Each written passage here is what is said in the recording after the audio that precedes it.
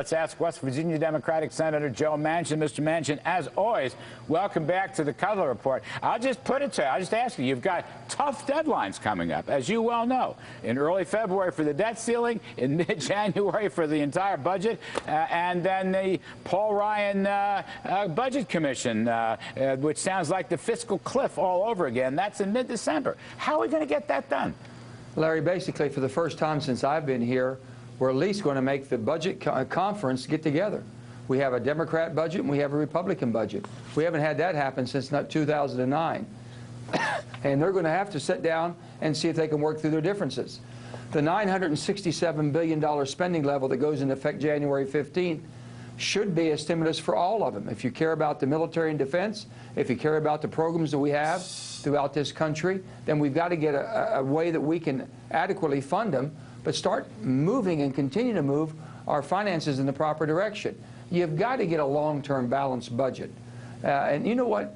I think if someone would have said, listen, I'm going to vote to shut this government down unless we're serious about fixing the long-term debt of the nation, that would have been accepted more by the American public than picking social issues, whether it be Obamacare or energy or whatever. And I think that's what the public's telling us, Larry. Fix the finances of the country. Well, okay, I basically agree with you. We just saw a new poll this evening, Senator, from the Rasmussen shop. 78% of the people want everybody in Congress replaced. That was worse than the Wall Street Journal poll, which said 60% want everybody replaced. But with respect, I want to ask you this question.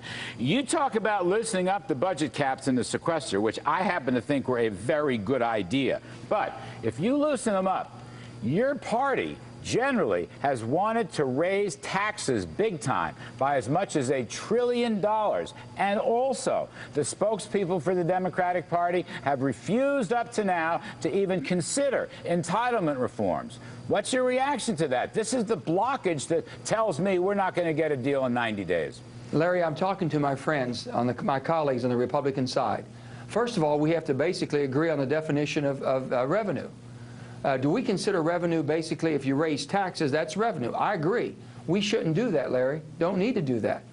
If we reduce the taxes and we have more of a dynamic growth and we have more efficiencies and we do spin off a new $1 trillion of revenue, that shouldn't be new revenue. That should basically be revenue that should be dedicated towards paying down the debt and spent only for infrastructure. Well, I think that's great. I mean, look, that's supply-side stuff. I love that stuff. You create incentives. People go out there and invest and spend. I love that. Sure. But that's not what I hear.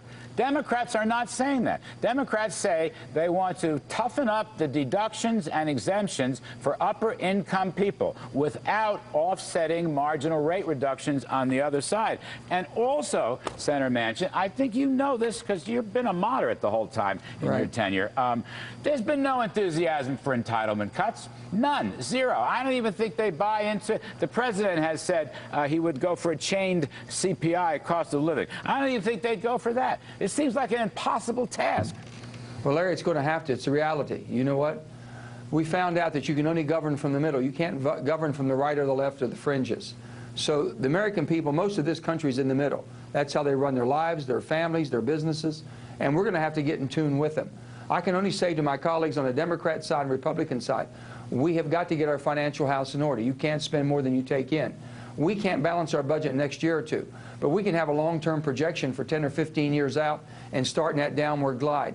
I've not talked to a person of means who says, I don't mind paying my fair share of taxes, I just don't like how you spend it in Washington. Well, if we said for every new dollar that we get in Washington, we take care of our debt and put 60 or 70% of that towards debt and the other 30% to infrastructure to rebuild America, we have no complaints there. The Republicans can protect themselves.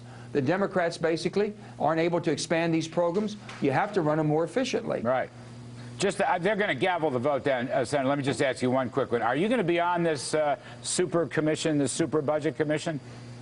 Oh, I would like to be, but you know, I'm going to be working with what I call a responsible group that we have put together, 14 of us. We're not going to quit.